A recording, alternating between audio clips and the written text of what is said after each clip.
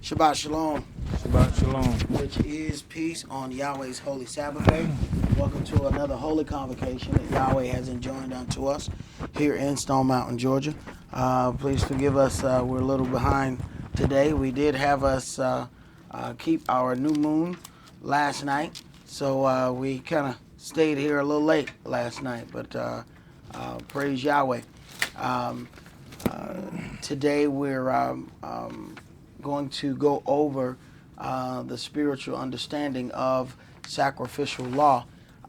We do have trivia questions, and we are, for those who are tuning in over the internet, we will be emailing those shortly. If you do not receive an email, please send a email request that you would like these trivia questions.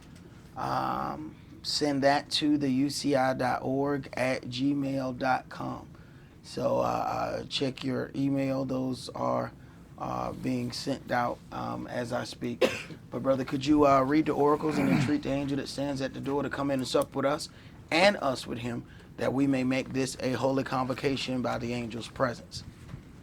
1 Peter chapter 4, verses 7 through 11. But the end of all things is at hand. Be you therefore sober, and watch unto prayer. And above all things have fervent love among yourselves, for love shall cover the multitude of sins.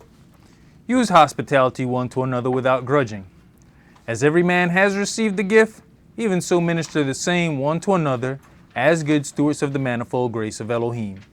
If any man speak, let him speak as the oracles of Elohim. If any man minister, let him do it as of the ability which Elohim gives, that Elohim in all things may be glorified through Yahshua the Mashiach, to whom be praise and dominion forever and ever. Amen. Ephesians chapter 4, verses 29 through chapter 5 and verse 4. Let no corrupt communication proceed out of your mouth, but that which is good to the use of edifying, that it may minister grace unto the hearers. And grieve not the Holy Spirit of Elohim, whereby you are sealed until the day of redemption. Let all bitterness and wrath and anger and clamor and evil speaking be put away from you with all malice. And be you kind one to another, tender-hearted, forgiving one another, even as Elohim for Yahshua's sake has forgiven you. Be you therefore followers of Elohim, as their children, and walk in love, as the Messiah also have loved us, and has given himself for us an offering and sacrifice to Elohim for a sweet-smelling savor. But fornication and all uncleanness or covetousness, let it not be once named among you as becomes saints. Neither filthiness, nor foolish talking, nor jesting, which are not convenient, but rather given of thanks. Ecclesiastes chapter 5, verses 1 and 2.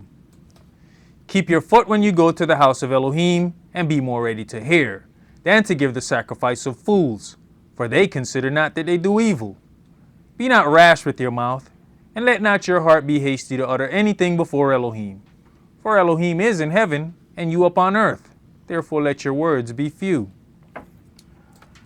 Exodus chapter 23, verses 20 and 21. Behold, I send an angel before you, to keep you in the way, and to bring you into the place which I have prepared. Beware of him, and obey his voice. Provoke him not, for he will not pardon your transgressions, for my name is in him.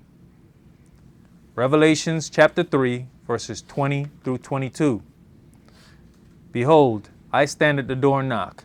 If any man hear my voice and open the door, I will come into him and will sup with him, and he with me. To him that overcomes will I grant to sit with me in my throne, even as I have also overcame and am sat down with my Father in his throne. He that has an ear, let him hear what the Spirit says unto the churches. All right. Now, when we deal with this understanding of a sacrificial law, the reason we have to have some form of understanding is because you're going to run into other Hebrew Israelite groups, and what happens is they jump in and out of this law as it suits them. And we have found that this is very common with Israel. When it comes down to something that they like, they'll grab that law and they'll push it and they'll push it and they'll push it. You have on one instance, you have Israel that'll tell you that they have to walk around with the fringes, and you have to, because it is written in the law, you have to do this, you have to do this, you have to do this. And, we don't speak against anybody wearing fringes, and I wear fringes, but I don't feel the need to wear fringes every day. But because they say, okay, this is the letter of the law, and they don't understand the letter of the law versus the spirit of the law. But in the same instance, you have those people that are saying they must wear fringes, they must wear fringes. Then they turn around and call God Lord and the Messiah Jesus. Now that same law says, you shall not make mention of the names of other gods out of your mouth. And not only do they mention it, but they call on this in holy convocation. So this is the problem you're going to have with dealing with a lot of different Hebrew Israelite groups. They're going to jump in and out of that law. It's the same thing that you're going to see when you read about the things concerning Yahshua and the adversary. The adversary knew the word, so he came at Yahshua and he mentioned the word in certain aspects of it, but he mentioned those things out of context. Yahshua then put those things back in context, and that's your job. That is what you have to be able to do, not just for people who do not know the word, being people who go to church on Sunday. You're going to have your biggest opportunity to do that with people who profess to be Hebrew Israelites, because there are so many strange things where they jump in and out of this law. When it gets to something they don't like, they jump out the law. When it comes down to something they like, they jump in the law. And that's going to be a problem, not understanding which things are spiritually set and which things are not. Let's begin at Exodus chapter 12, and we're going to read verses 1 through 10.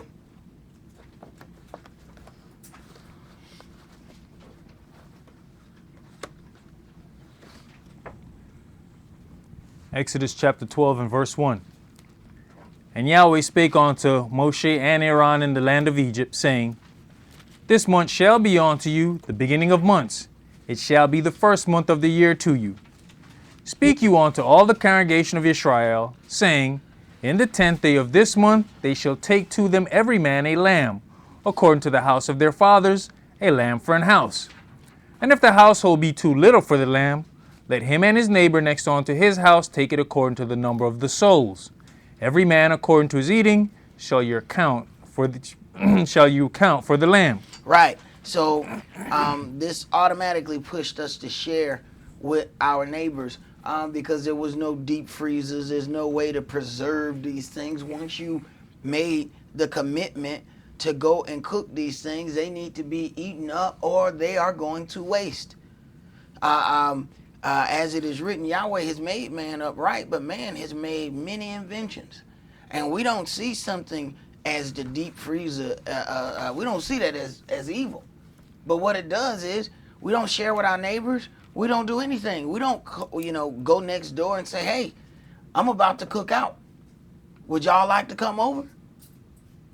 We don't ask them anything. Why? Because all we do is take the meat and throw it in the deep freezer, and it's going to last for, long periods of time. Go ahead. Verse 5. Your lamb shall be without blemish, a male of the first year. You shall take it out from the sheep or from the goats. And you shall keep it up until the 14th day of the same month. And the whole assembly of the congregation of Israel shall kill it in the evening. And they shall take of the blood and strike it on the two side posts and on the upper door posts of the houses, wherein they shall eat it. And they shall eat the flesh in that night, roast with fire and unleavened bread, and with bitter herbs they shall eat it. Mm-hmm. Eat not of it raw, nor sodden it all with water. Right. These are instructions on how to do these things. You have to, and they shall eat the flesh in that night, roast with fire. Okay? This has to be roasted with fire. It cannot be eaten raw, which nothing is eaten raw, or sodden at all with water, so it can't be boiled. Go ahead. But roast with fire, his head with his legs, and with the purtenance thereof. Right. Now, that's another part over there, his head with his legs. And that's not something that if you're, used to going and getting your meat from the store, you're not used to seeing the head on that. Go ahead. And you shall let nothing of it remain until the morning, and that which remaineth of it until the morning you shall burn with fire. Right. Now, of course, this being said, I've ran across several things where you have Hebrew Israelites saying you cannot let any of your Passover remain until the morning. You must burn it.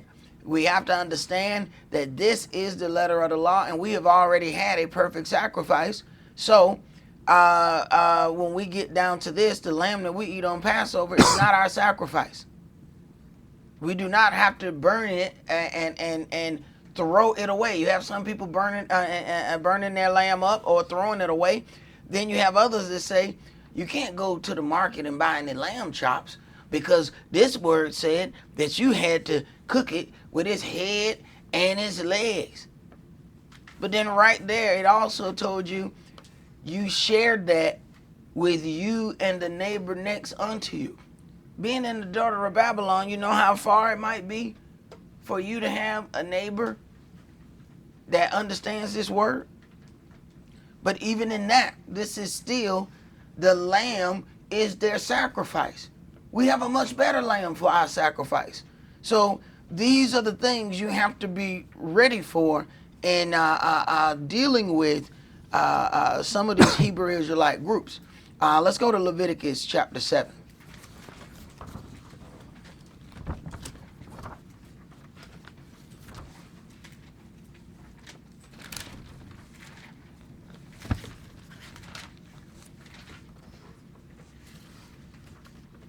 What? Leviticus 7. Were you able to send that off? Okay. If you guys did not receive Bible trivia questions, please send an email. And from what I heard, nobody should get number 7 wrong, because I left the answer on there. It was a very interesting morning. Y'all don't understand. JW showed up at my door this morning. I was like, man, I ain't got time, bro. I ain't got time. Look, hey, Lucy was gonna throw some little bait out there with me. Dance with him. No, man, because if I do this, I ain't gonna have the questions ready to teach my people. Yeah, he was slick too. And then first thing he said when I opened the door, I see you got a Yahweh tag. I see you know the Creator's name. Wow. Oh man, Lucifer, he baited me, Jack. He baited me. He baited me, boy. I'll tell you, the inner Hebrew karate man was about to come out. And I was like, I ain't got time. If I start with him, ain't nobody gonna get no question. Cause I was halfway into the questions at that point. And that's probably the one I left on there, number 7. Cause that's where I was right there when JW showed up at my door. Right there. That's why y'all got an answer right there, JW. Go ahead, brother. Leviticus chapter 7, and let's start at verse 1. Likewise, this is the law of the trespass offering. It is most holy. If the place where they kill the burnt offering, in the place where they kill the burnt offering, shall they kill the trespass offering, and the blood thereof shall he sprinkle round about upon the altar. Right, and we understand why we can't eat anything with the blood in it. Do we understand that concept? You do not eat anything with the blood, as blood was given to make an atonement for sins. So this is the life of that being, the blood. So this is not something that can be easily just dealt with, because this is the life of that particular animal or person or what have you. Go ahead. Verse 3. And he shall offer of it all the fat thereof, the rump and the fat that covered the inwards. Now, we have to break down, first of all, what the fat is. When we look at this, it says Caleb, which is meaning to be fat, whether literally or figuratively, hence the richest or choicest part. Then it says grease or marrow. So we understand then that when we see the word the fat, it can be used in more than one instance. All right. So there are different ways in which that is used.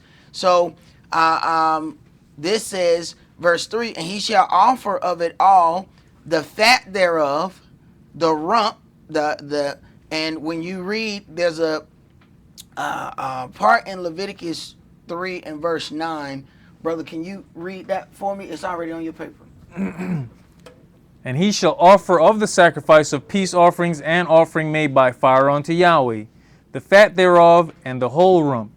It shall he take off hard by the backbone. So it's telling you exactly where, the rump part starts. It shall he take off whole hard by the backbone. Now read the last part. And the fat that covereth the inwards, and all the fat that is upon the inwards. Now, then you have to get an understanding of what the inwards is. So you have first this fat, then you have to get this understanding of what the inwards, and this is kareb, which is properly the nearest part.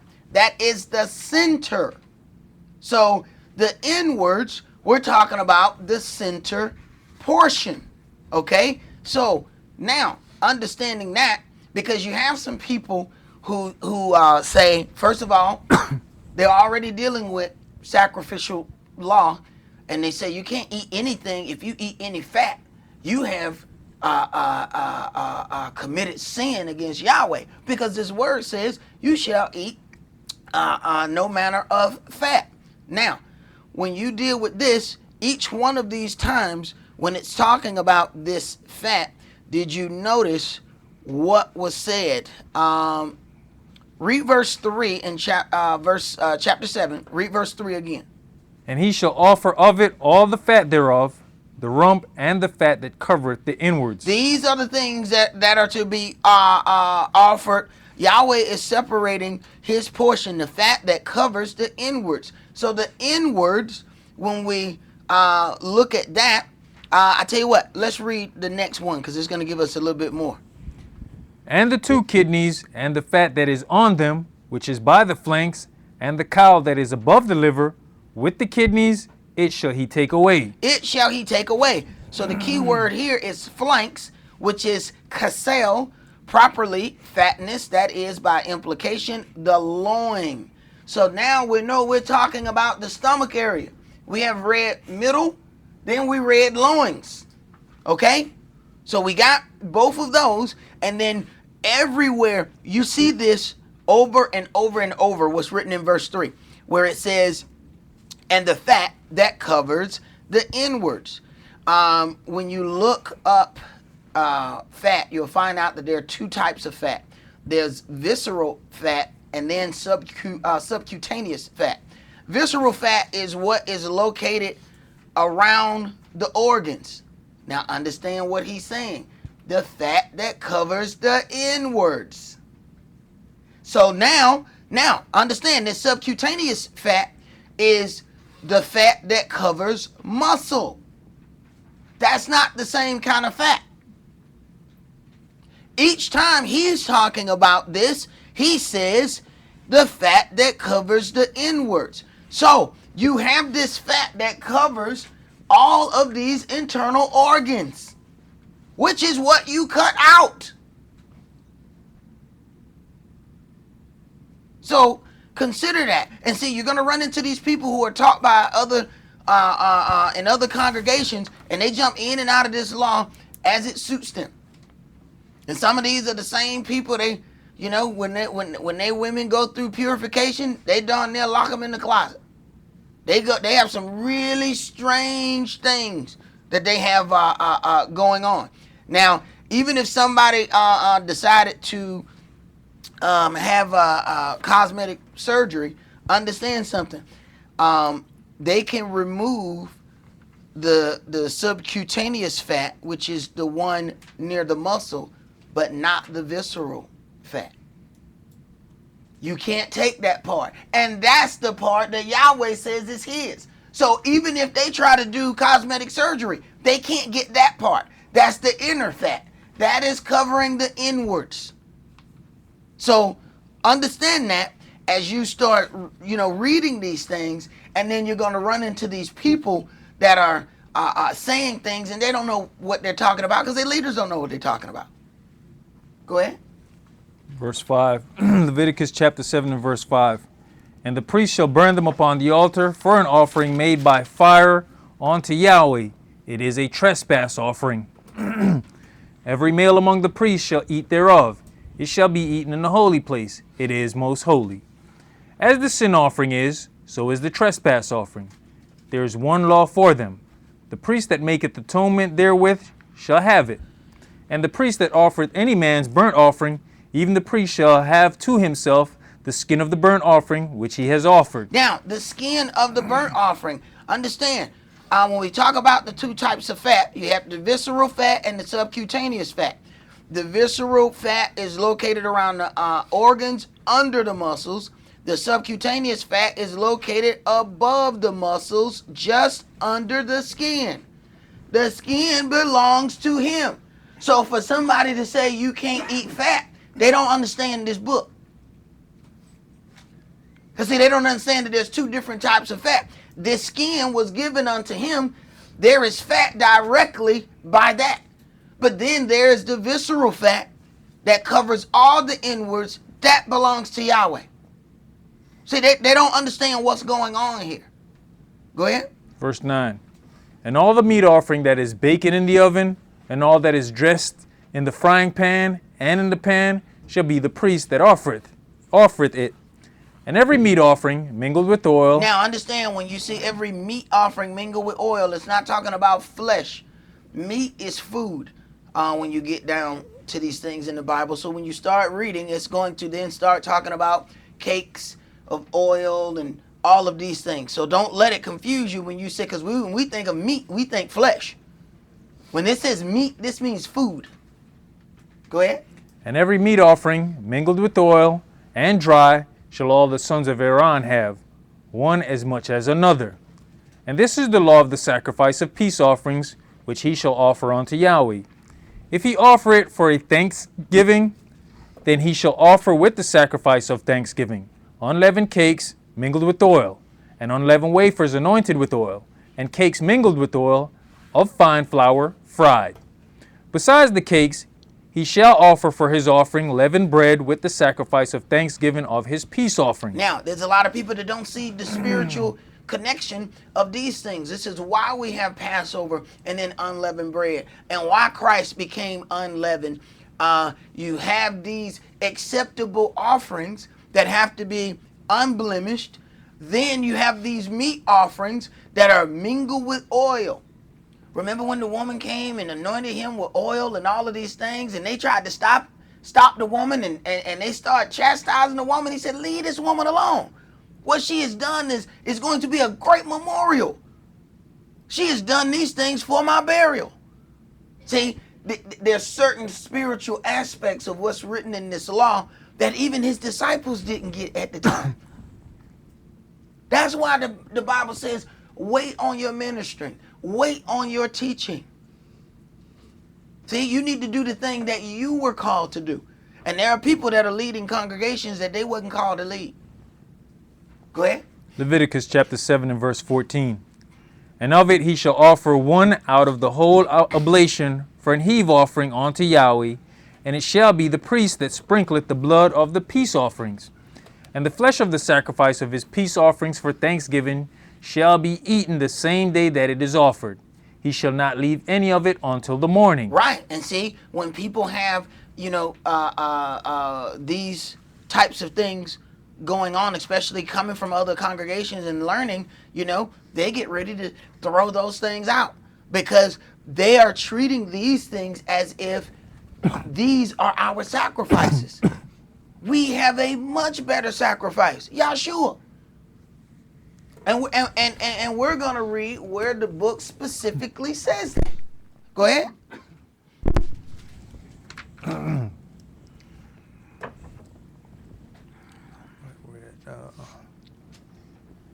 forgot where we were. Let's start at verse 6. 16. But if the sacrifice of his offering be a vow or a voluntary offering, it shall be eaten the same day that he offereth his sacrifice, and on the morrow also the remainder of it shall be eaten. But the remainder of the flesh of the sacrifice on the third day shall be burnt with fire. Right. Everything is sanctified in threes. Go ahead. And if any of the flesh of the sacrifice of peace offerings be eaten at all on the third day, it shall not be accepted, neither shall it be imputed unto him that offereth it. It shall be an abomination, and the soul that eateth of it shall bear his iniquity. And the flesh that toucheth any unclean thing shall not be eaten, it shall be burnt with fire. And as for the flesh, all that be clean shall eat thereof. We have to consider something. We go into restaurants. Man, we don't know the status of the person who cooked that food. We don't know if anybody was unclean when they cooked that food. So there's some people that say, oh, well, you know, I don't go out to no restaurant. That ain't gonna work. You don't know who processed the chicken that you bought in the store. Did you grow your own chicken? Did you kill them? Who got time to do that and have a job? So it's this letter of the law thing that people end up jumping in and out of that ends up causing some serious issues. Go ahead. Verse 20. But the soul that eateth of the flesh of the sacrifice of peace offering that pertain unto Yahweh, having his uncleanness upon him, even that soul shall be cut off from his people. Moreover, the soul that shall touch any unclean thing, as the uncleanness of man, or any unclean beast, or any abominable unclean thing, and eat of the flesh of the sacrifice of peace offerings, which pertain unto Yahweh, even that soul shall be cut off from his people. And Yahweh spake unto Moshe, saying, Speak unto the children of Israel, saying, You shall eat no manner of fat, of ox, or of sheep, or of goat, and the fat of the beast that dieth of itself. Now you see that it separated these animals. You shall eat no manner of fat of the ox, or the sheep, or the goat. These are the animals that are offered up. And we already read it specifically is dealing with this inward fat. These are the things that covers the organs. Go ahead. And the fat of that which is torn with beasts may be used in any other use, but you shall in no wise eat of it. For whosoever eateth the fat of the beast, of which men offer an offering made by fire unto Yahweh. Did you hear that? Did you hear that?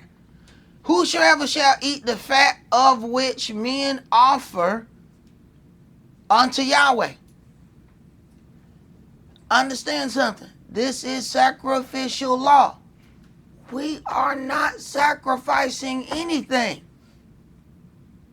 But you gotta watch as people jump in and out of this book, as either it suits them or as something gets in their craw. Go ahead. Verse 25. For whosoever eateth the fat of the beast, of which men offer an offering made by fire unto Yahweh, even that soul that eateth it shall be cut off from his people. Moreover, you shall eat no manner of blood, whether it be of fowl or of beast, in any of your dwellings. Right. Once again, what is the purpose of that? The purpose of that blood is to make an atonement for sin. It has a purpose. You can't do anything with that. When you deal with this inner fat of these animals, they are set aside for the offering and go to Yahweh. So you can't deal with those. The inner fat. First thing people do when they're cooking is what?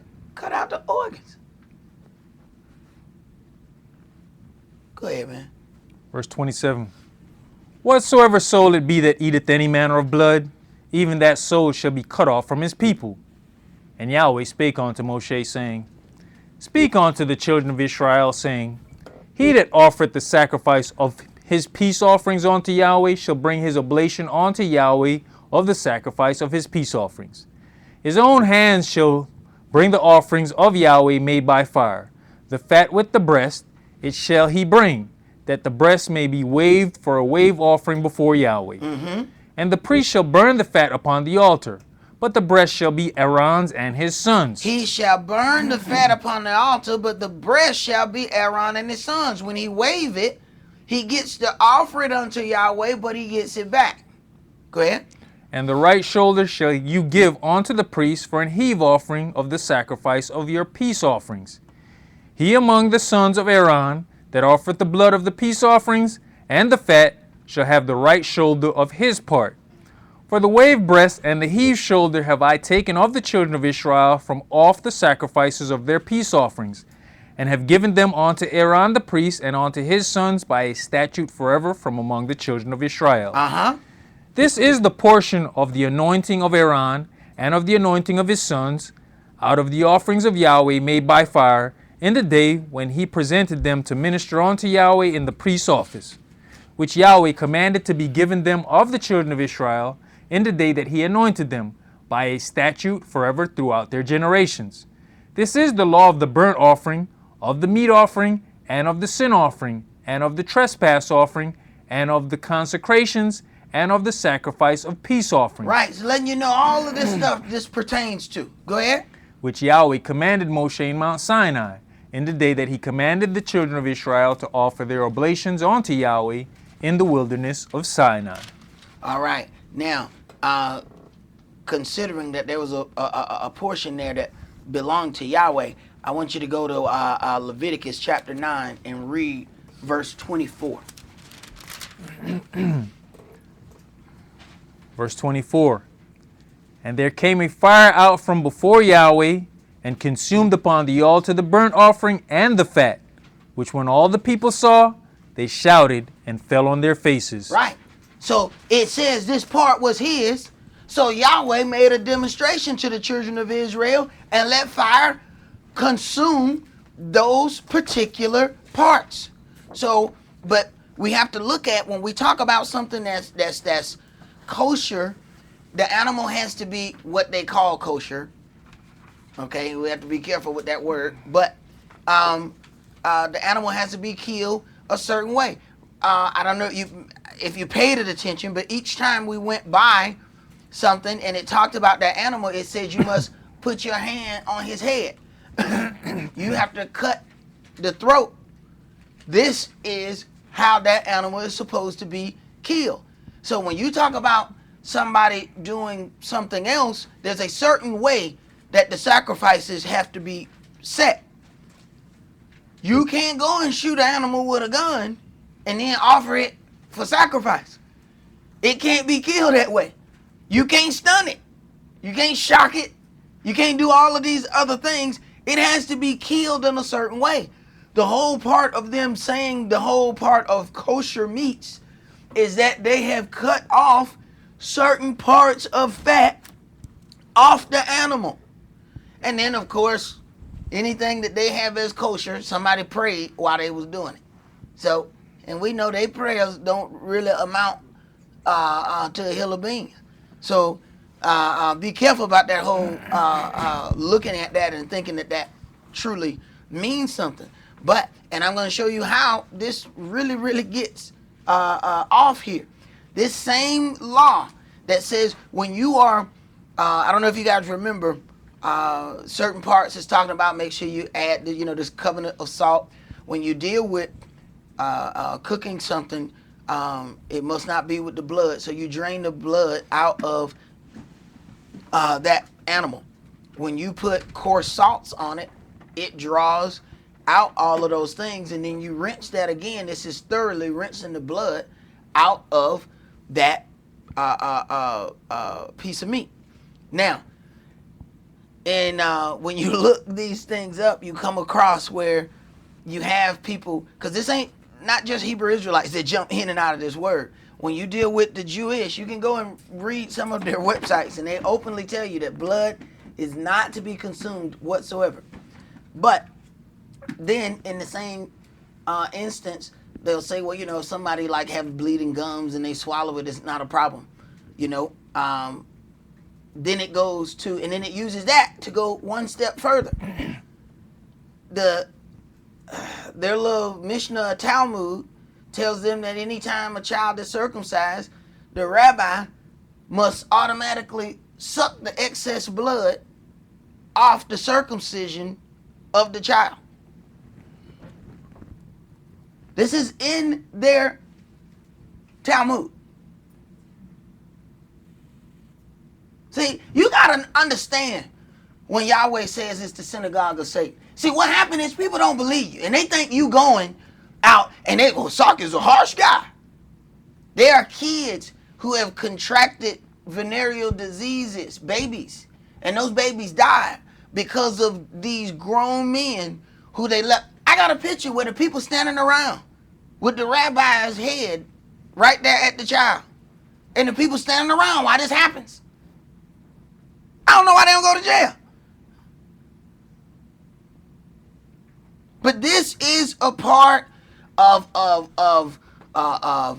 their so-called understanding of this, and it is it's pretty sick. It really is pretty sick. But once again, you find how people go in and out of this law as it suits their particular so-called cause. Let's go to 1 Samuel chapter 2.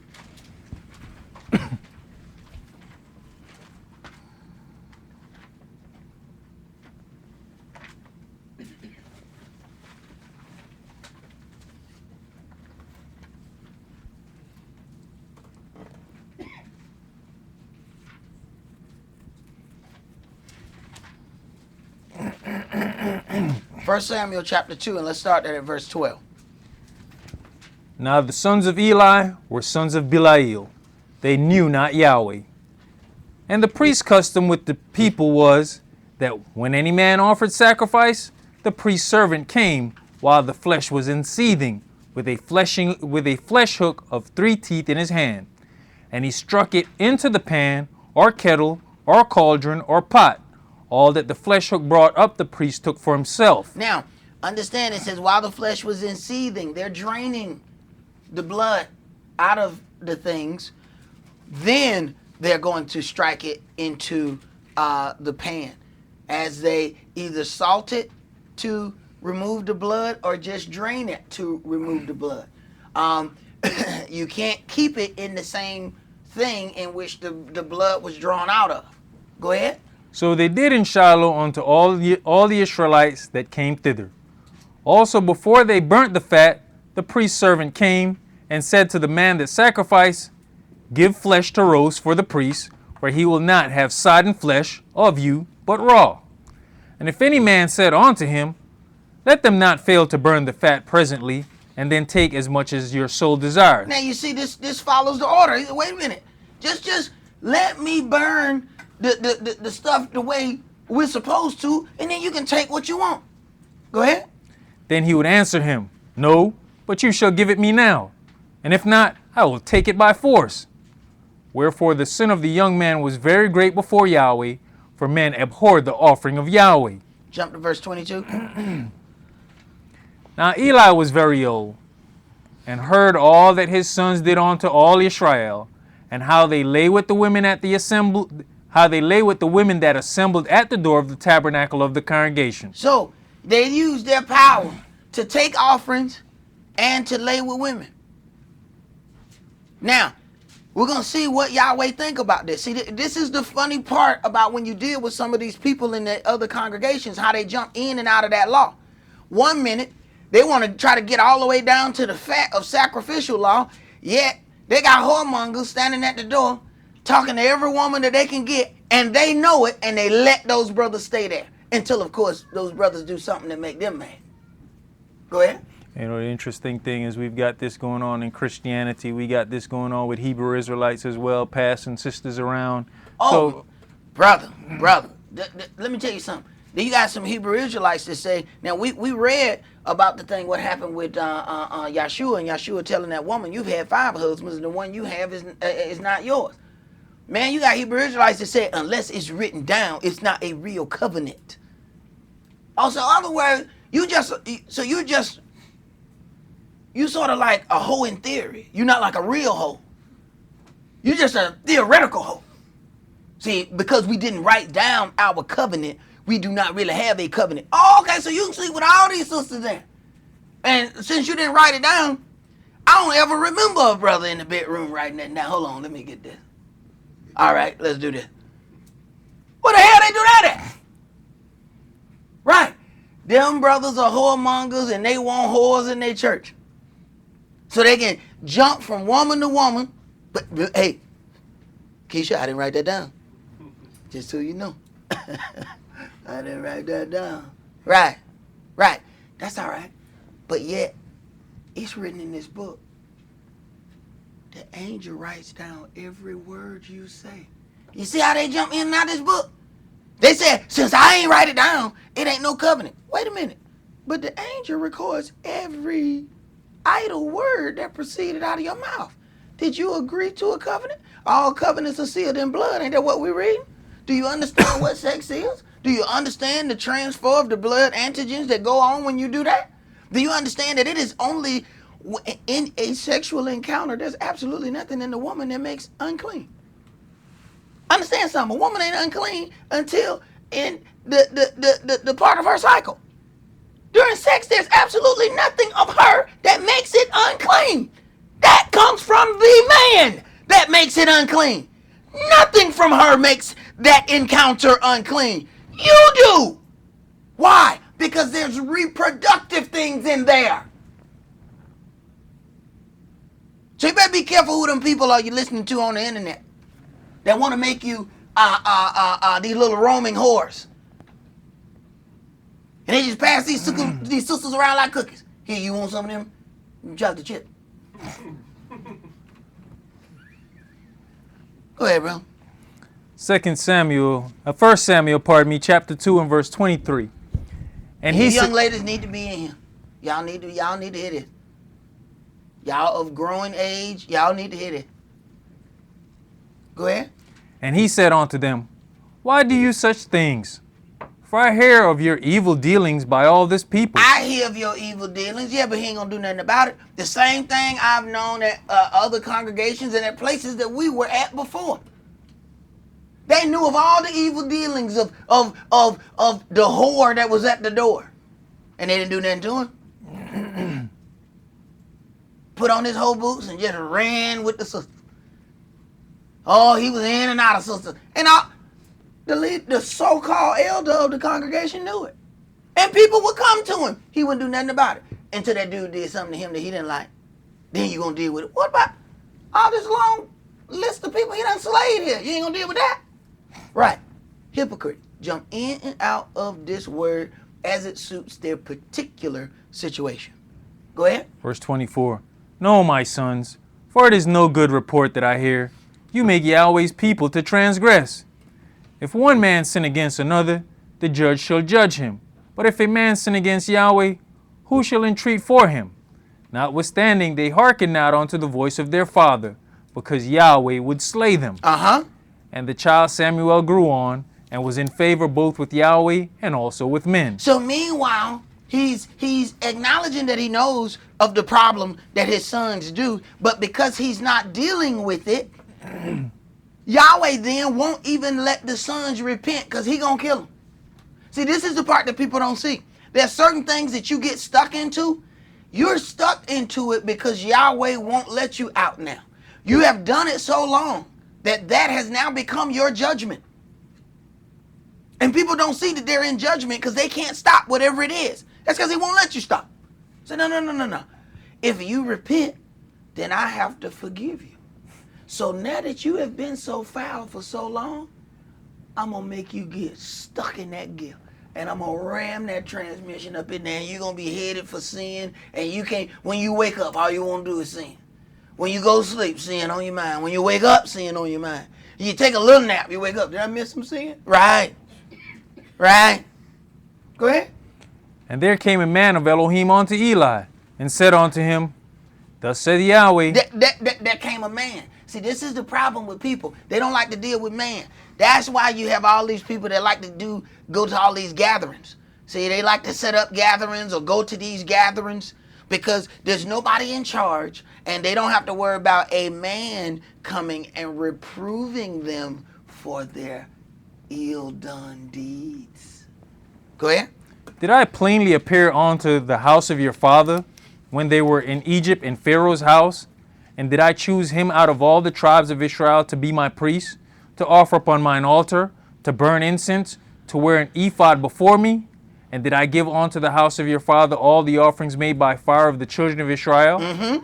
Wherefore kick you at my sacrifice and at my offering, which I commanded in my habitation, and honor your sons above me? Right. When he decided not to discipline his sons, then he took those sons over Yahweh. Yahweh said that he is a jealous Elohim. So it's all those congregations who knew that they had all these issues going on, but they let it go on because the answer I got, well, these brothers are pillars of the church. What they did was respect those brothers over Yahweh. Go ahead. To make yourselves fat with the chiefest of all the offerings of Israel, my people? Wherefore Yahweh Elohim of Israel saith, I said indeed that your house and the house of your father should walk before me forever. But now Yahweh saith, be it far from me. For them that honor me I will honor, and they that despise me shall be lightly esteemed. Behold, the days come that I will cut off your arm and the arm of your father's house, that there shall not be an old man in your house. And you shall see an enemy in my habitation, and all the wealth which Elohim shall give Israel, and there shall not be an old man in your house forever. So he is going to seriously cut this thing off if there's not going to be an old man in your house. So you see how serious Yahweh held the fact that, man, you knew this was going on and you didn't do nothing about it. See, these are the things that we have to receive instruction on. My elder was a wonderful teacher. But toward the end, he ended up openly saying, hey, there's some things that I let go on in here too long. And Yahweh is handing me my hat because of it. Boom. It went right here and right here. Got it? Because he was a real man and man enough to admit the mistakes he made. He said, there's some stuff that I should have cut off in here that I did not do.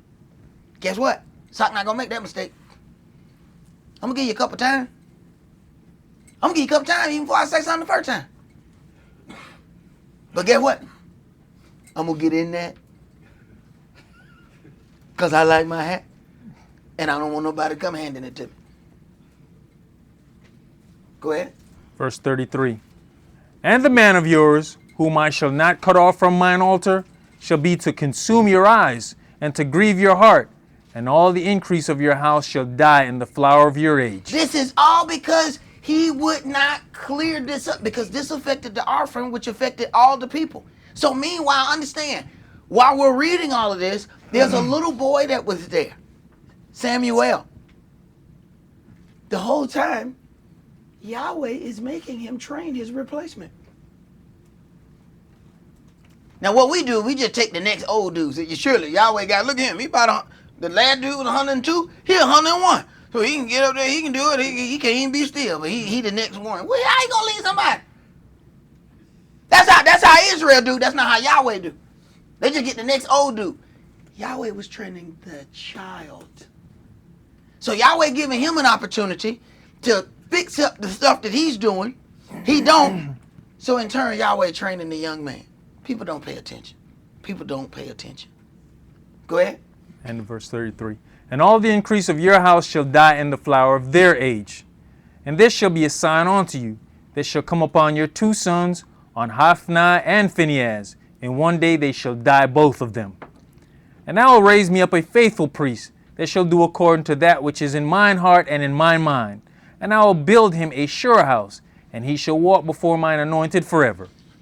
And it shall come to pass that everyone that is left in your house shall come and crouch to him for a piece of silver and a morsel of bread, and shall say, put me, I pray you, into one of the priest's offices, that I may eat a piece of bread. Right. So we understand how serious Yahweh is about those things.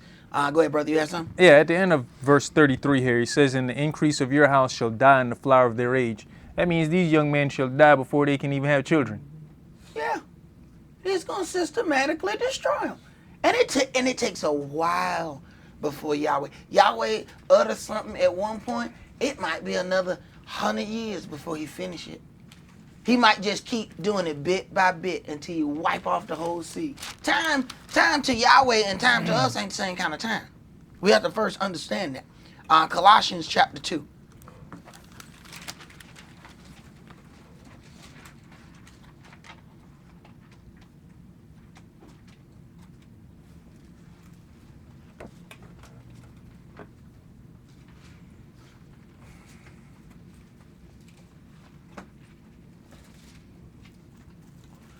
Colossians chapter 2, and let's read verses 8 through 17. Beware lest any man spoil you through philosophy and vain deceit, after the tradition of men, after the rudiments of the world, and not after the Messiah.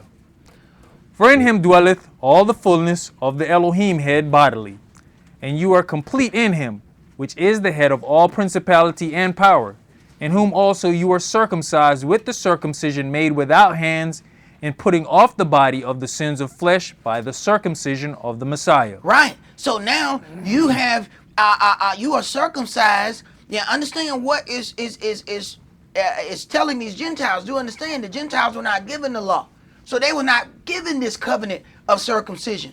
But through the baptism of being baptized in the name of Yahshua, now they are circumcised with a circumcision not with hands. So, what kind of circumcision is that? Of the flesh, of the heart. A circumcision of the heart. That's what Israel has to have. But see, the problem is, Israel is ready to deal with the physical circumcision, but not ready to deal with the spiritual circumcision, which is a circumcised heart. A circumcised heart do what it's supposed to do. Circumcised heart follow instructions. That's what Jake's problem is. That's why we can't become Israel. Everybody got to start their own thing. It's a 10,000 Hebrew Israelite congregation. Because somebody learned for 2 months, I'm ready to teach now.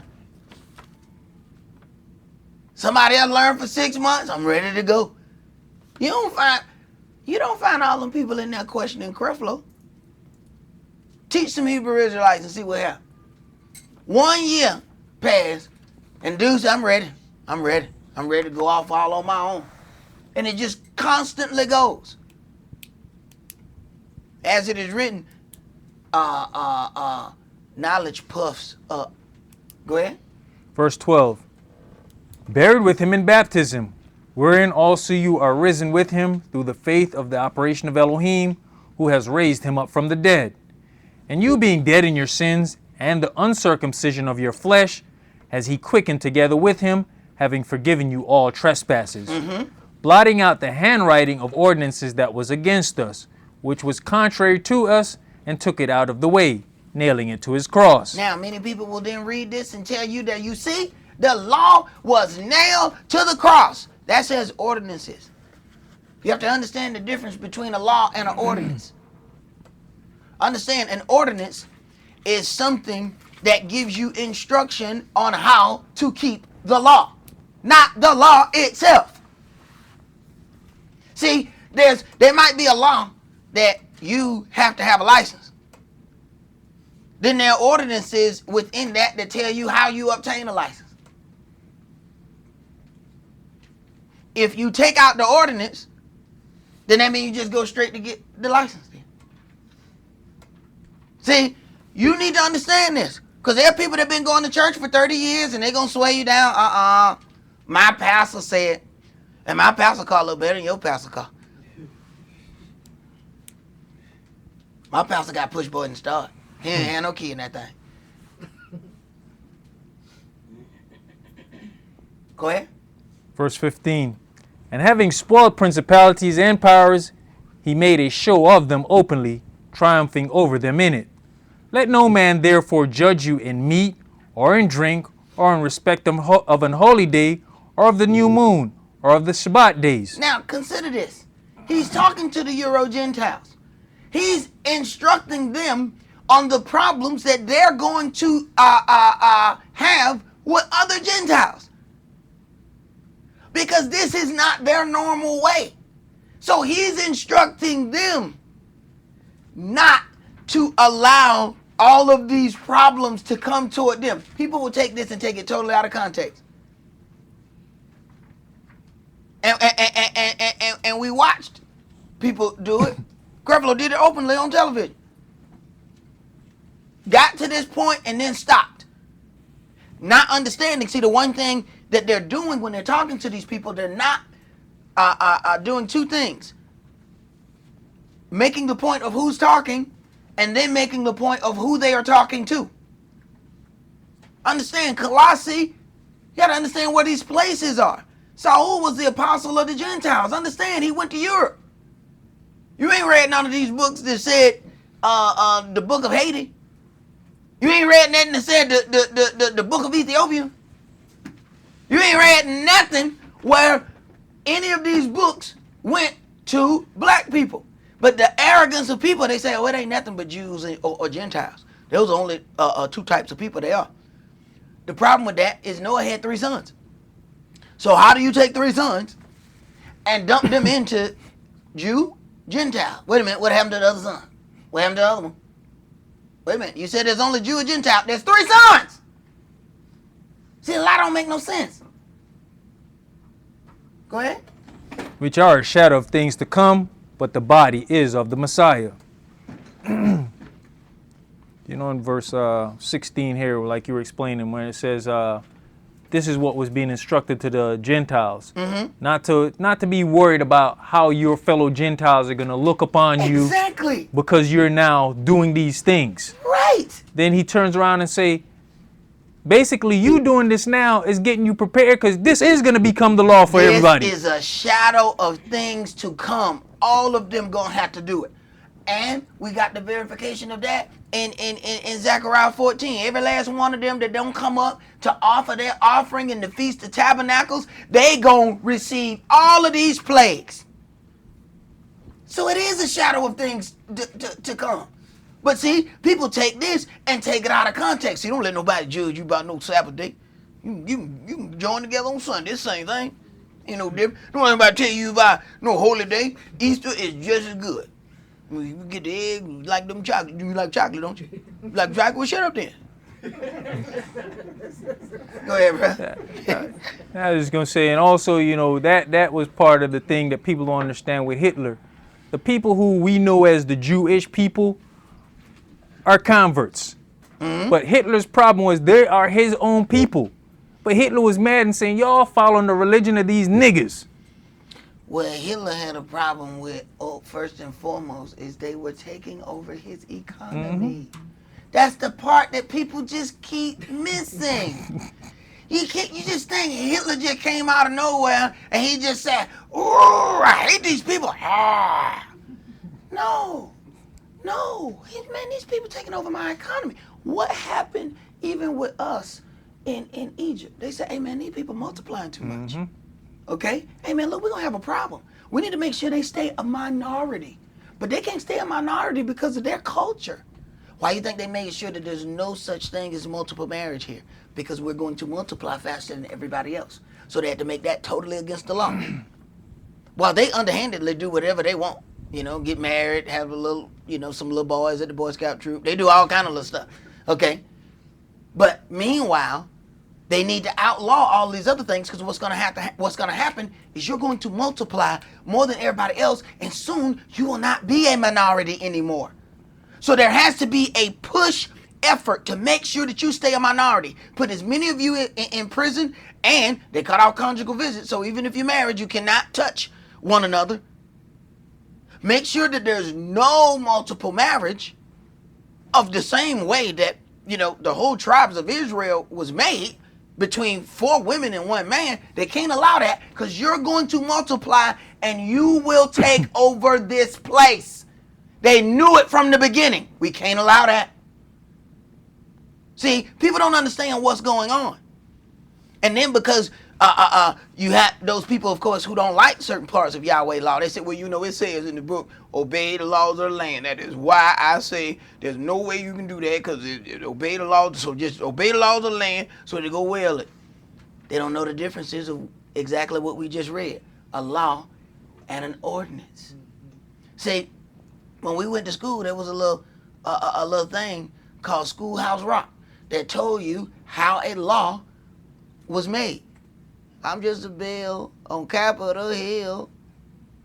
Remember that song? Then it went to a law. Go find them other laws that people keep talking about. See where they came from. They weren't passed by Congress. See, these little ordinances are passed by states and by these little smaller municipalities. That's why you can turn around and go to a higher court and say, I'm going to take this to Supreme Court. And the Supreme Court said, you know what? You right, brother. Take that law down. Why? How is that possible? Now, they done locked up 10,000 people on this law until one person took it to the Supreme Court. The Supreme Court is the highest court of the land. That means the Constitution is the highest law of the land. Anything that violates it is illegal. Even though they push it and lock people up on it, if it violates the Constitution, it is unconstitutional, which makes it illegal. But if you don't know what your constitutional rights are, then you can't claim anything now, can you? Right. Romans chapter 2. And let's read that from verse 9 to 29.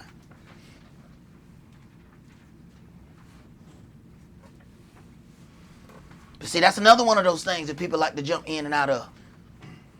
They don't like something, they obey the laws of the land. It was the law of the land when they told Daniel, you know, anytime you hear this music, you got to bow down and worship the image. That was the king that said that. So that means if President Obama said, this is the law, and I don't care if it went through Congress or not, this is the law. We play this music, Esau, we need you to bow down. Amen. The law of my Elohim says otherwise. And according to Cephas, he said, we ought to obey Elohim rather than men. So if you make an unjust law, and I don't care how you pass it, if it violates the culture of the Hebrew Israelites, I shall not follow that law. Now run, go tell that. Go ahead, bro. Romans chapter 2 and verse 9.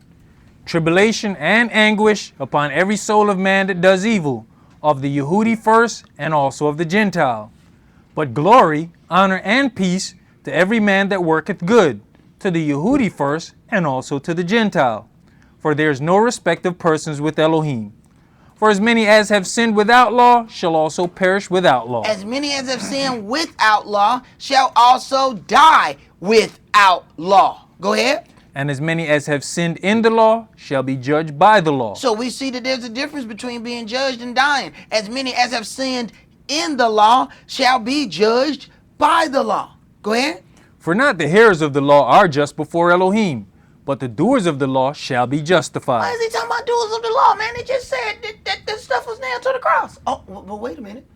It said ordinances were nailed to the cross, not the law. See, people think, the Bible is written by schizophrenics. See, one minute they say the law is nailed to the cross, next minute they say obey the law. They don't know what they're talking about. They schizo.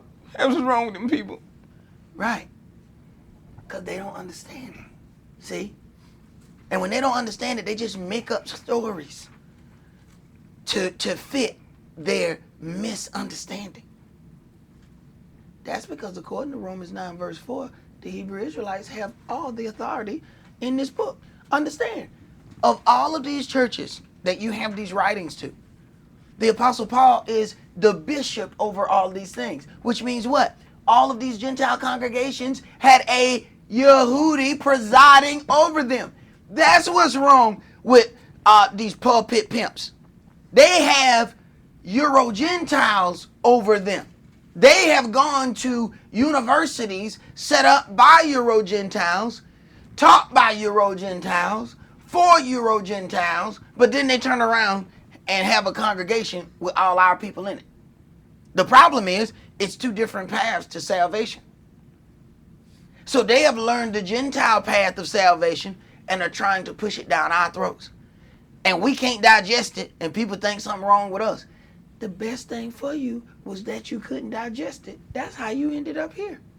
Because you couldn't digest what was made for the Euro-Gentile. See, that's what people don't understand. They're better off when we get to that point where most black people try to drink milk and their bodies won't digest it. They have problems. They'll be in the bathroom for an hour and a half and they drink it. Right, your body's saying, hey man, don't drink this. Them the lucky ones. The unlucky ones get to drink milk for 30, 40 years and then find out, oh, it has enlarged your prostate, now you have prostate cancer. The lucky ones are the ones that their body revolts and it pushes them out and they're like, man, I'm so unlucky, I can't eat none of this stuff. No, you're the lucky one. See, this is how we look at problems and we think that the problem is the problem, not understanding the problem is your salvation. Because these people are going to drink milk for 30, 40 years and one day they're going to wake up and they walking all wide because they got a grapefruit stuck between their legs and don't even know it. And now they saying, oh, we got to go cut that out. What? Right. Because you've gone years and years and years doing this thing that does not agree with your body. So it didn't revolt, so you kept doing it. You went to church, they kept saying things didn't seem right. Yeah, your spirit revolting. That don't sound right. That don't sound right. But you questioning yourself, because you saying, but everybody else in here, they accepting it. So something must be wrong with me, because all of them saying it's okay. All of them are vessels fitted for destruction if they keep standing there. There are other people who, they know it don't fit, but they too afraid to revolt. Go ahead. Romans chapter 2 and verse 14. For when the Gentiles which have not the law do by nature the things contained in the law, these, having not the law, are a law unto themselves, which show the work of the law written in their hearts, their conscience also bearing witness, and their thoughts the meanwhile accusing or else excusing one another. In the day when Elohim shall judge the secrets of men by Yahshua the Mashiach, according to my gospel.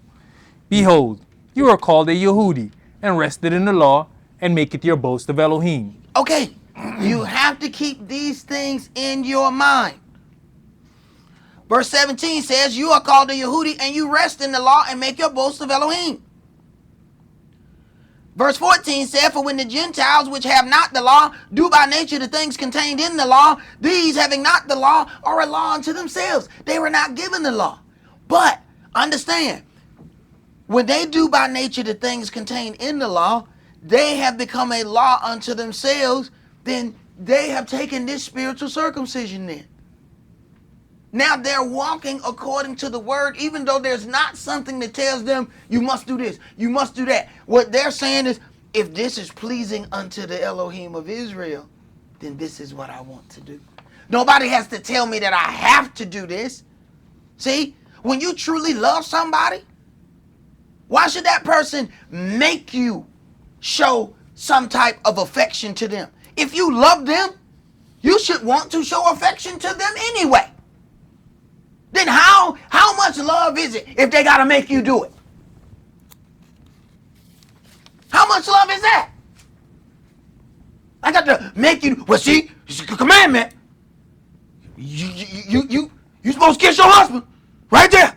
Right there. Hell, if I got to make you kiss me, get the hell on. Go ahead, bro. Verse 18. And knoweth his will, and approveth the things that are more excellent, being instructed out of the law.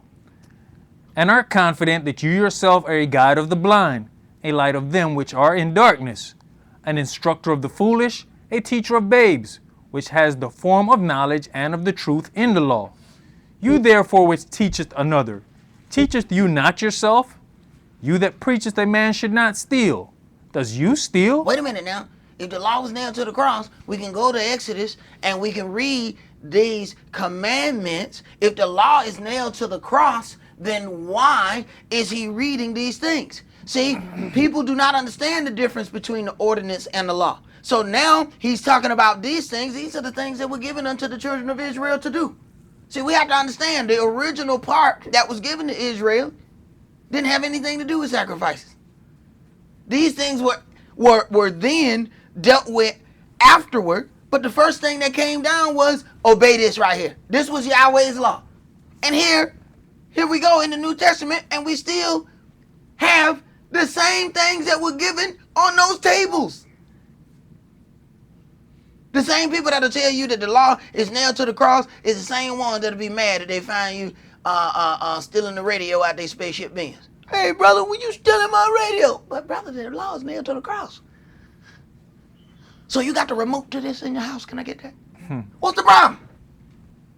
I thought you said the law was nailed to the cross. Right.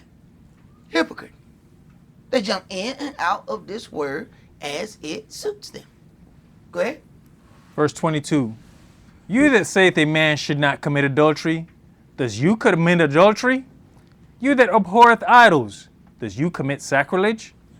You that maketh your boast of the law, through breaking the law dishonoreth you Elohim. Now the difference is he's dealing with, see, Romans is a very, very interesting book, because in these he's dealing with Israel and the Gentiles. And he separates where he's dealing with the Gentiles, and then on the other part where he's dealing with Israel. This book really shows you the difference in the Gospels, the difference in the direction towards salvation. And see, that's what people don't get when they're reading this. They say, man, this thing is schizophrenic, man. I can't get so. This is why you have a lot of people that on one hand they tell you, I like Paul, but then I hate Paul, because Paul, he's strange. No, he know who he's talking to. Because see, you got children of Israel that are scattered amongst those people now. And then they start causing trouble. Because then they started bringing the path to salvation for the Jews, and then they start trying to implement that to the Gentiles. Go ahead. For the name of Elohim is blasphemed among the Gentiles through you, as it is written. For circumcision verily profiteth, if you keep the law. But if you be a breaker of the law, your circumcision is made uncircumcision. Now, it says, for the name of Elohim is blasphemed among the Gentiles through you. You automatically see that he's talking to the children of Israel.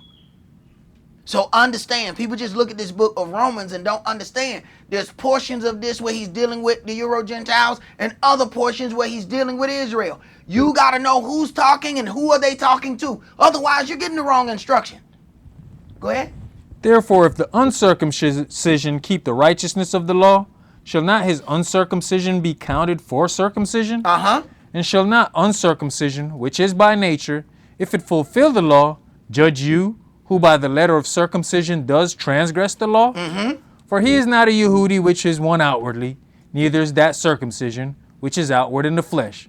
But he is a Yehudi which is one inwardly, and circumcision is that of the heart, in the spirit, and not in the letter. Not in the letter of the law. Whose praise is not of men, but of Elohim. Right. Let's go to Acts chapter 15.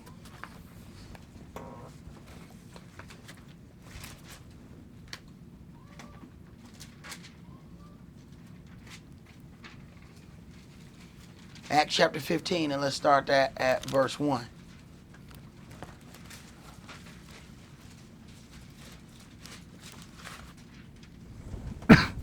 See, sacrificial law has its place in how we deal with things, but dealing with those things in the letter of the law is an erroneous path. Acts chapter 15, and let's start that at verse 1. And certain men which came down from Judea taught the brethren, and said, except you be circumcised after the manner of Moshe, you cannot be saved. Okay, and certain men which came down from Judea taught the brethren. They wasn't authorized to teach nobody. The authorized apostle to the Euro-Gentiles was Saul. So now they have gotten this word, and now they are coming to the Gentiles, and now they are teaching the Gentiles something else. Go ahead. When therefore Saul and Barnabas had no small dissension and disputation with them, they determined that Saul and Barnabas and certain other of them should go up to Jerusalem unto the apostles and elders about this question. So they could not agree on it. So they're going back and forth on this thing. So they said, look, we got to go back to the authority and figure out so that we can get an answer to this. Go ahead. And being brought on their way by the church, they passed through Phoenicia and Samaria, declaring the conversion of the Gentiles, and they caused great joy unto all the brethren. And when they were come to Jerusalem, They were received of the church and of the apostles and elders, and they declared all things that Elohim had done with them. But there rose up certain of the sect of the Pharisees which believed, saying that it was needful to circumcise them and to command them to keep the law of Moshe. Right. So now you have this question, this problem. Once again, this is Israel jumping in and out of the law. The Pharisees are Hebrew Israelites. See, this is the same as the brothers who walking around with the fringes on. You know, they got fringes on their swimsuits. They look like some kind of animal when they're in the water, and fringes just a flapping. They got to have fringes at all times. And what they do, come at the Euro-Gentile and tell them how they have to do all of these things. And that's not according to this, what's written. Go ahead. Verse 6. And the apostles and elders came together for to consider of this matter. And when there had been much disputing, Cephas rose up. Much. This was a serious thing. They are fighting over this. Go ahead. Cephas rose up and said unto them, Men and brethren, you know how that a good while ago Elohim made choice among us, that the Gentiles by my mouth should hear the word of the gospel and believe. And Elohim, which knoweth the hearts, bear them witness, giving them the Holy Ghost, even as he did unto us. And put no difference between us and them, purifying their hearts by faith. Now therefore why tempt you, Elohim, to put a yoke upon the neck of the disciples, which neither our fathers nor we were able to bear? But we believe that through the grace of the Adonai Yahshua the Mashiach, we shall be saved, even as they. Then all the multitude kept silence and gave audience to Barnabas and Saul, declaring what miracles and wonders Elohim had wrought among the Gentiles by them. Jump to verse 19. Wherefore my sentence is, that we trouble not them, which from among the Gentiles are turned to Elohim, but that we write unto them, that they abstain from pollutions of idols, and from fornication, and from things strangled, and from blood. For Moshe of old time has in every city them that preach him, being read in the synagogues every Shabbat day. All right. Let's go to Matthew chapter 5. See, one of the things we have to understand in dealing with this law, that the law is broken down into these three parts. You know, we have sacrificial law, we have dietary law, and then we have moral law. See, the Mashiach came to fulfill that sacrificial law. And all of those things that we read, he fulfilled those things in the sacrifice of himself. It says, a bone shall not be broken. You know, it must be a perfect sacrifice. This was even why he was, created in the way that he was created. Why he couldn't come through the normal means of a man and a woman. This is why he gave up the ghost when he did, so that they wouldn't break his legs. See, he was fulfilling all of these things of sacrificial law. But Jake gonna come and grab bits and pieces of sacrificial law to throw at you. Because they know their stuff is inadequate. Jake know it. And the only way to help their inadequacy is to make you inadequate as well. Matthew chapter 5, and let's start that at verse 17. Think not that I've come to destroy the law or the prophets. I'm not come to destroy, but to fulfill. And when you understand the difference between an ordinance and a law, then you understand that this is not an out-of-the-way statement. This is Yahshua making this plain and clear that he's not doing away with the law. Go ahead. For verily I say unto you, till heaven and earth pass, one jot or one tittle shall in no wise pass from the law, till all be fulfilled. Whosoever therefore shall break one of these least commandments, and shall teach men so, he shall be called the least in the kingdom of heaven. But whosoever shall do and teach them, the same shall be called great in the kingdom of heaven. Right. So you have to get right down to what are people teaching. Think about the commandments. The brothers who walking around with fringes on telling you the law, Ask them brothers the commandments. They can't tell you. Think about the commandments. And then think about all the stuff that they trying to push on you. You need to wear this. You need to wear that. He says, who there shall teach against these commandments? See, we have to go throughout the book to get the spiritual understanding of those commandments in the fullest. But then you think about all of these little ordinances that they try to convict you of. And it has absolutely nothing to do with dealing with those commandments. Go ahead. Verse 20.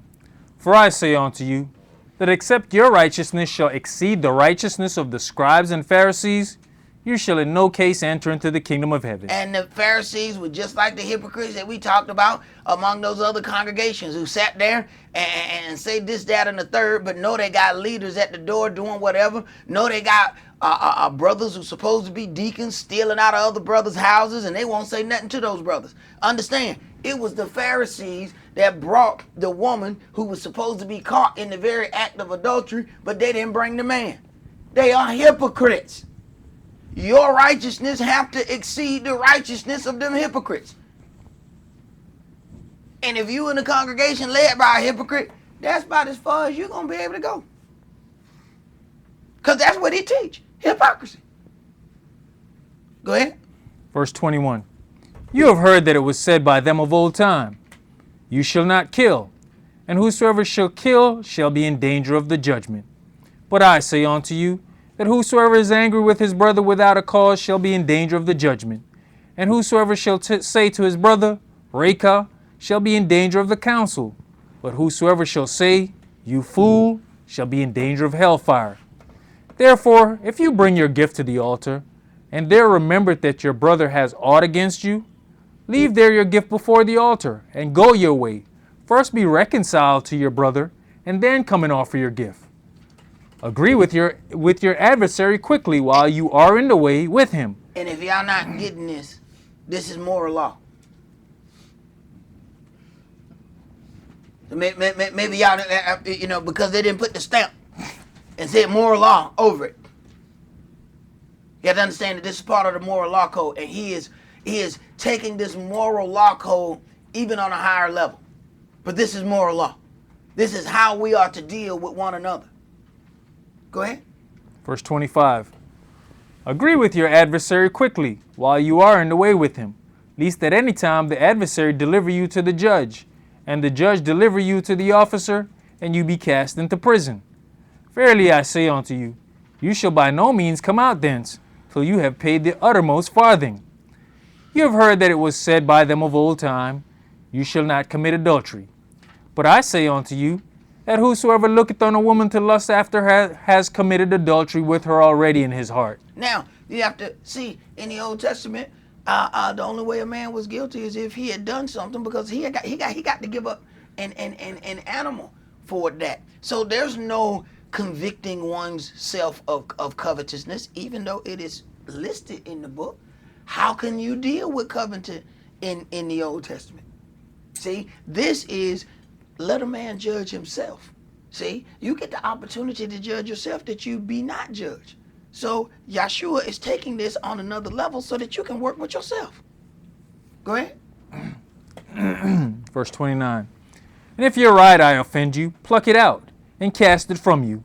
For it is profitable for you that one of your members should perish, and not that your whole body should be cast into hell. Now, with people not understanding what this word hell is, first of all, this goes and changes throughout this book, because that word that's used there is Gehenna, which is the valley of the son of Hinnom, also a place of everlasting punishment when they mention this. In other parts where you see the word hell, it is then the grave, which is where the body is just laid. But they use the same word hell, but it's not the same word when you look this up in your concordance. It's not the same word in all those other places where you see hell. That's why you have to do a word search.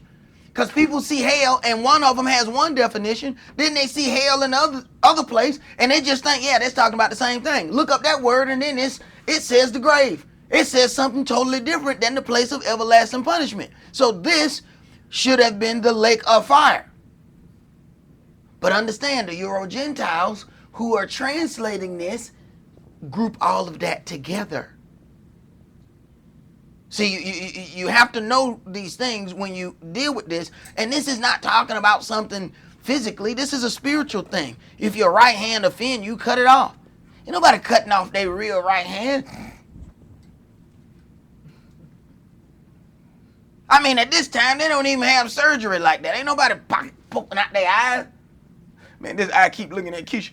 Every time I turn around, this eye keep looking at Keisha. I'm going to cut this eye out. And you know what's going to happen? You'll be thinking about Keisha. Oh, my eyes closed, I can still see Keisha. Right.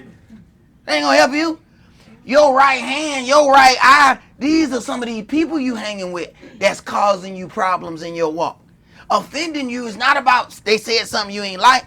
These are the people that help you stay in unrighteousness. Those are the people that are offending you. Not somebody who said something you didn't like. Let's go to Leviticus chapter 6.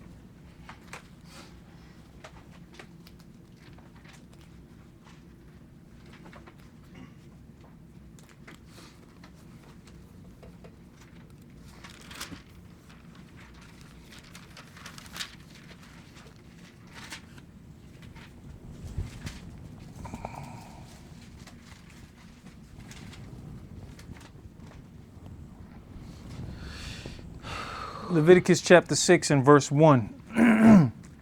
And Yahweh spake unto Moshe, saying, if a soul sin and commit a trespass against Yahweh, and lie unto his neighbor in that which was delivered him to keep, or in fellowship, or in a thing taken away by violence, or has deceived his neighbor, or have found that which was lost, and lieth concerning it, and sweareth falsely in any of all of these that a man does, sinning therein, then it shall be, because he has sinned and is guilty, that he shall restore that which he took violently away, or the thing which he has deceitfully gotten, or that which was delivered him to keep, or the lost thing which he found, or all that about which he has sworn falsely, he shall even restore it in the principal, and shall add the fifth part more thereto, and give it unto him to whom it appertaineth in the day of his trespass offering. Now, understanding that we have several things here.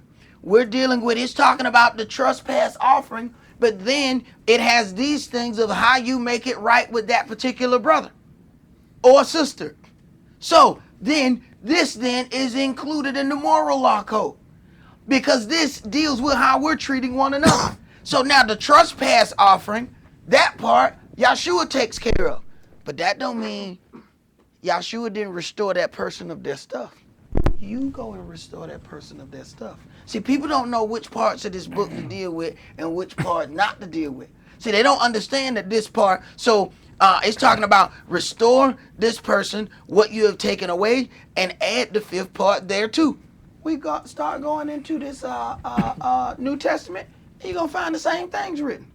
So people think moral law code didn't come into Yahshua. Moral law code was always there. Go ahead. Verse 6. And he shall bring his trespass offering unto Yahweh, a ram without blemish out of the flock, with your estimation, for a trespass offering unto the priest. And the priest shall make an atonement for him before Yahweh. Right. But see, now we have a high priest that makes atonement for us. That's Yahshua. So this is how this part of the scenario is taken care of. But that still don't restore that person their stuff. You got to do that. Go ahead. And it shall be forgiven him for anything of all that he has done in trespassing therein. All right, let's go to Hebrews chapter 9.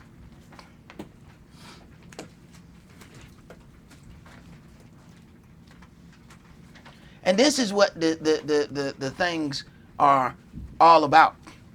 You know, restoring things.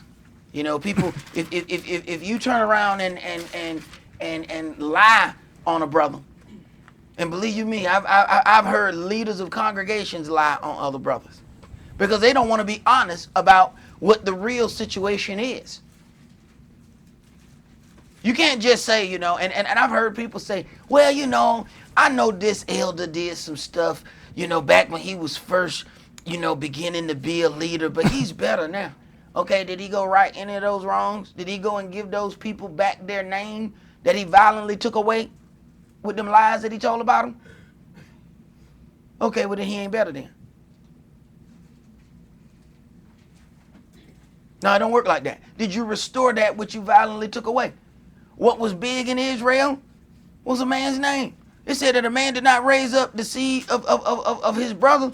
He was known as him who have his shoe loose. He has lost the respect among his people. You turn around and lie on a man and cause these people to think this, that, and the third about this man, and those things are not true. You have taken away this man's name. You don't think you need to restore that? Well, let's just go on and act like it didn't happen. Right. We're going to see what Yahshua think about it. Hebrews chapter 9. Go ahead, brother. I was just going to say, and even with that, a person does something, and then a period of time goes on, and then you see they right back doing the same thing. How much change have they changed? Exactly. They haven't changed at all. Hebrews 9, and let's start that at verse 1. Then verily the first covenant had also ordinances of divine service and a worldly sanctuary. For there was a tabernacle made, the first, wherein was the candlestick, and the table, and the showbread, which is called the sanctuary. And after the second veil, the tabernacle which is called the holiest of all, which had the golden censer, and the ark of the covenant overlaid round about with gold, wherein was the golden pot that had manna, and Aaron's rod that budded, and the tables of the covenant. And over it the cherubims of glory shadowing the mercy seat, of which we cannot now speak particularly. And now you understand why I don't deal with all of these strange books that have all this information in it. Understand something. This is now talking about things that pertain unto Yahweh. Understand, all of this book is about the instructions given to Israel and the rest of the earth on how to attain unto their salvation. Look at where it goes and it stops. And over it the cherubims of glory shadowing the mercy seat, of which we cannot now speak particularly. So these things that are heavenly things, when you talk about Yahweh's seat, we ain't talking about that. So all of a sudden now people got these books and the angel saying this and the angel said that, and they having personal conversation back and forth with the angel. Got a problem with that? We ain't got together the stuff we supposed to be doing here on earth. What I need to know what angels doing for? What I need to know that for? Do understand there are also evil angels, as this book says. So how you know which one of them you following? Well, you get all into this so-called angel book. These angels gave this, this brother wrote this book and delivered it from the angel. Which ones? They got a book of Enoch. Which angels did he talk to? You do know it's a whole army of them that's going to follow the adversary of the devil. How you know they ain't the one that told him? Yeah, man, look, my name Raphael. Look here, this is what we going to do. What angel you talk to? Then you have to ask, well, which Enoch did it? Because it's two of them. And they on opposite lineage lines. One descended from Cain, the other one descended from Israel. So which one you talking? Which one you talking about? See, that's my problem with that. Because when you get to this, it cuts off. There's certain parts where I think it was Yaakov, when his thigh got knocked out of joint. He said, what is your name? Angel said, man, what you ask my name for, man, seeing this secret? Wait a minute. But that book of Enoch got angels' names all over the place. They got names. Well, I'm talking about his names coming out the yin-yang, Jack. But the one who did what Yaakov said, hey, man, what you need to know my name for, man? Look, man, there ain't but a couple names y'all need to know, man. All right? Y'all need to know all this other stuff. You know the chief prince, and you know the messenger. Everybody else you don't need to know, man. They ain't none of your business. He openly said Michael, and he openly dealt with Gabriel. But this one said, I'm going to give you the name of Israel. But my name you don't need to know. Go ahead. Verse 6. Now when these things were thus ordained, the priest went always into the first tabernacle, accomplishing the service of Elohim. But into the second went the high priest alone once every year, not without blood, which he offered for himself and for the errors of the people. The Holy Ghost, this signifying that the way into the holiest of all was not yet made manifest, while as the first tabernacle was yet standing, which was a figure for the time then present, in which were offered both gifts and sacrifices that could not make him that did the service perfect, as pertaining to the conscience, which stood only in meats and drinks and divers washings and carnal ordinances. Read that again. Which stood only in meats and drinks and divers washings and carnal ordinances. Carnal what? Ordinances. Carnal what? Ordinances. Did it say carnal law? No. Okay. I just want to make sure I was, seeing the same thing that you were seeing. Okay. Go ahead. Imposed on them until the time of reformation. Until the time. Ordinances imposed on them until the time, not law. Go ahead. But the Messiah being come an high priest of good things to come, by a greater and more perfect tabernacle, not made with hands, that is to say, not of this building, neither by the blood of goats and calves, but by his own blood he entered in once into the holy place, having obtained eternal redemption for us. For if blood of bulls and of goats and of the ashes of an heifer sprinkling the unclean, sanctified to the purifying of the flesh, how much more shall the blood of the Messiah, who through the eternal Spirit offered himself without spot to Elohim, purge your conscience from dead works to serve the living Elohim? And for this cause he is the mediator of the New Testament, that by means of death, for the redemption of the transgressions that were under the first testament, they which are called might receive the promise of eternal inheritance. For where a testament is, there must also of necessity be the death of the testator. For a testament is of force after men are dead, otherwise it is of no strength at all while the testator liveth. Whereupon neither the first testament was dedicated without blood. For when Moshe had spoken every precept to all the people according to the law, he took the blood of calves and of goats with water and scarlet wool and hyssop, and sprinkled both the book and all the people, saying, This is the blood of the testament which Elohim hath enjoined unto you. Moreover, he sprinkled with blood both the tabernacle and all the vessels of the ministry.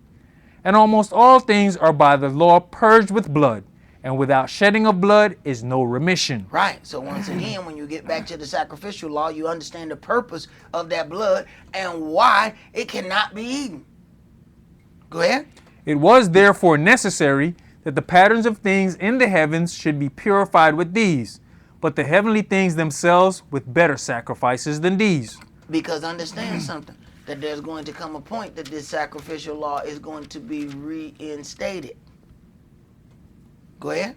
For the Messiah is not entered into the holy places made with hands, which are the figures of the true, but into heaven itself, now to appear in the presence of Elohim for us.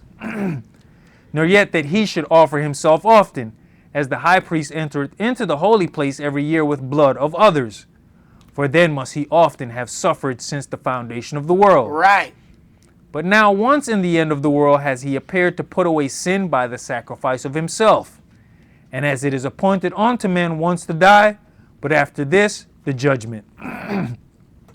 So the Messiah was once offered to bear the sins of many, and unto them that look for him shall he appear the second time without sin unto salvation. And if you look at and go and read the things in Ezekiel, you'll find that dealing with Christ's return and even the resurrection of King David to go and be in that kingdom, you'll find that there are sacrifices then going on again at that time. Keep going, brother. For the law having a shadow of things to come, and not the very image of the things, can never with those sacrifices which they offered year by year continually make the comers thereunto perfect. Right. But then you still got these strange people who learn these strange doctrines who come and tell you, well, you can't eat this or you can't do this like this. And they're going back to sacrificial law. There's nothing in this sacrificial law that's going to make any of these people perfect. There is no conscience dealing with the sacrifice of an animal. There is conscience involved, if you have one, understanding that a man had to give up his life for this. And we're talking about the son of Elohim entering into the bodily shape of a man. We're talking about the son of Elohim taking on the punishment for the sin of his creation. That should put in gear your conscience, if you have one. Go ahead. For then would they not have ceased to be offered? You know, in verse 2 here, that first part, going back from verse 1, it's saying these sacrifices could not make a man perfect. And then verse 2 said, basically, because if it could, we wouldn't have stopped doing sacrifices. Exactly. But yet you're going to have people just like these Pharisees that they're going to come to you and start telling you certain things concerning sacrificial law that they don't understand. Go ahead. Because that the worshippers once purged should have had no more conscience of sins. But in those sacrifices there is a remembrance again made of sins every year. For it is not possible that the blood of bulls and of goats should take away sins. Wherefore when he cometh into the world, he saith, Sacrifice and offering you would not, but a body have you prepared me. In burnt offerings and sacrifices for sin, you have had no pleasure. In burnt offerings and sacrifices for sin, you have had no pleasure. Yet the people are going to come at you and say, well, you need to throw your lamb away on Passover. I ain't throwing my lamb away. My lamb is not my sacrifice. Yahshua is my sacrifice, and he was perfect. Go ahead. Verse 7, Hebrews chapter 10 and verse 7. Then said I, Lo, I come in the volume of the book. It is written of me, to do your will, O Elohim. Above when he said, Sacrifice and offerings and burnt offerings and offering for sin you would not, neither have pleasure therein, which are offered by the law. Then said he, Lo, I come to do your will, O Elohim. He taketh away the first, that he may establish the second. By the which will we are sanctified through the offering of the body of Yahshua the Messiah, once for all. And every priest standeth daily ministering and offering oftentimes the same sacrifices, which can never take away sins. But this man, after he had offered one sacrifice for sins forever, sat down on the right hand of Elohim. From henceforth, expecting till his enemies be made his footstool. For by one offering he has perfected forever them that are sanctified. Whereof the Holy Ghost also is a witness to us. For after that he had said before, This is the covenant that I will make with them after those days, saith the Adonai. This is the covenant that I will make. Go ahead. I will put my laws into their hearts, and in their minds will I write them. I will put my laws in their hearts, and in their minds I will write them. The same thing is written in another place as well in the Old Testament. Go ahead. And their sins and iniquities I will remember no more. Now where remission of these is, there is no more offering for sin.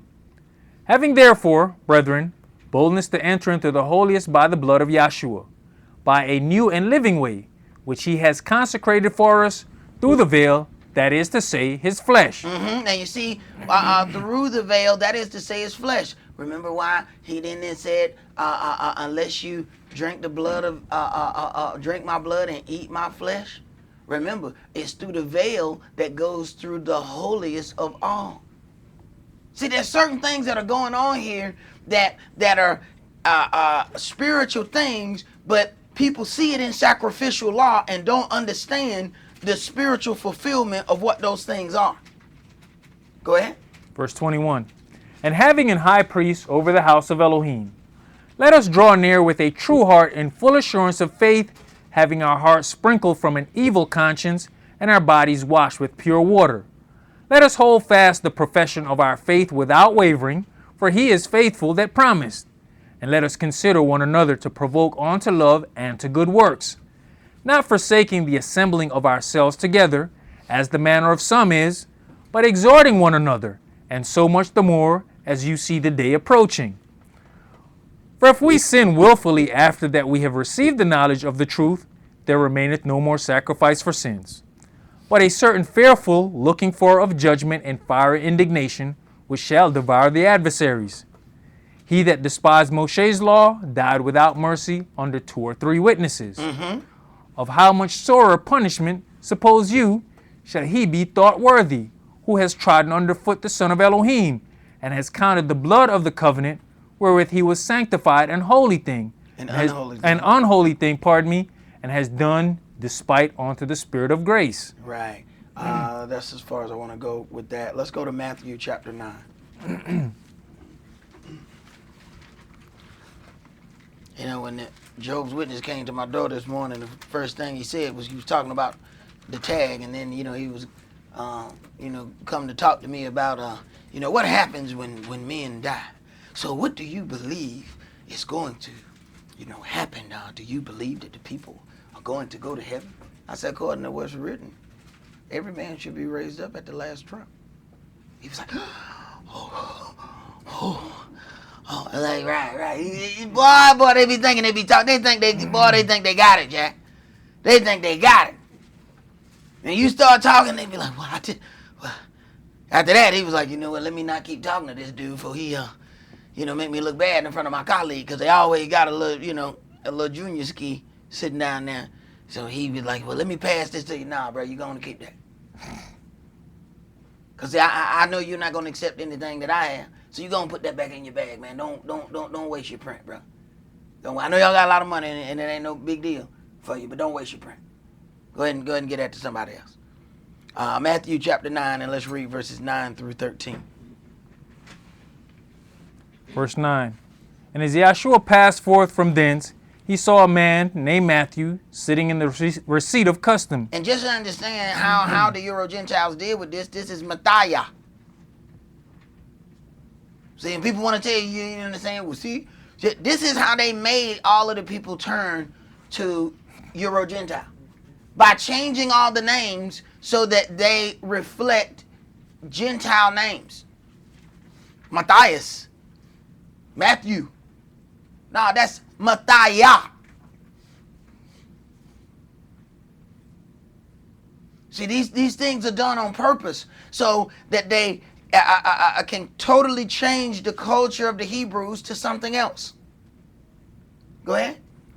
And he said unto him, Follow me. And he arose and followed him. And it came to pass, as Yahshua sat at meat in the house, behold, many publicans and sinners came and sat down with him and his disciples. Now, consider what this might have been done for. He invites a publican to follow him. Now, when the people then who are publican and sinners, won't they be a little bit more persuaded to come and listen to the man now that he has a publican and other sinners around him? See, we don't understand what certain things are done for. See, we go to a party so that we may party. We don't go that we might be able to talk to somebody. Go ahead. And when the Pharisees saw it, they said unto his disciples, Why eateth your master with publicans and sinners? Right, he shouldn't be eating with them people. If he's supposed to be this and that, why is he eating with them? Go ahead. But when Yahshua heard that, he said unto them, They that be whole need not a physician, but they that are sick. But go you and learn what that meaneth. I will have mercy and not sacrifice. For I am not come to call the righteous, but sinners to repentance. I will have mercy and not sacrifice. And the very people that you find that come and try to throw parts of sacrificial law on you, you find that they have no mercy whatsoever when it comes down to the thing in this book, because they can't understand those things. But let us hear the conclusion of this matter. Let's go to Romans chapter 12. And we're going to read verses 1 through 5.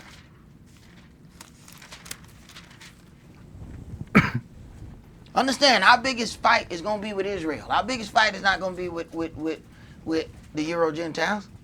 Your biggest fight is going to be with people who look just like you. Because you're first going to have to deal, with the Son de Jesus people.